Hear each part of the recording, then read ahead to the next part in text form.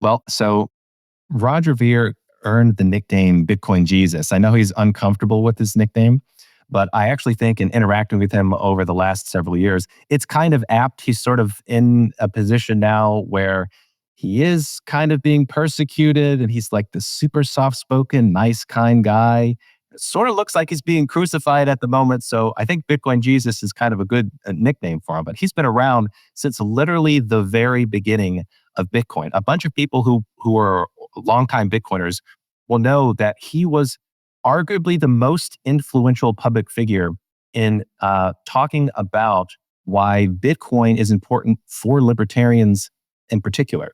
That Bitcoin could be an alternative money, an alternative to state currencies. And it was very inspirational. He's deeply studied in Austrian economics, and he was the world's first investor in a bunch of Bitcoin startups. So the Bitcoin world owes a lot to Roger Ver. And it's not just the Bitcoin world, it's also the libertarian world. So he's been a private funder of a bunch of very important projects. Behind the scenes, he doesn't call a lot of attention to himself, but libertarians, whether they know it or not, they have benefited greatly from the man who is currently being persecuted by the US government.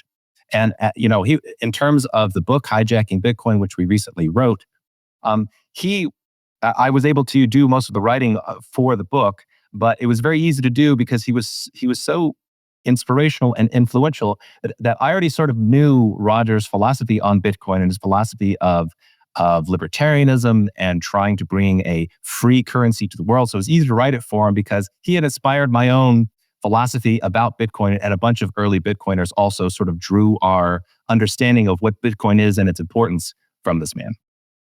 Let me say, first of all, that let's talk about what exactly is it that that they're saying that he did.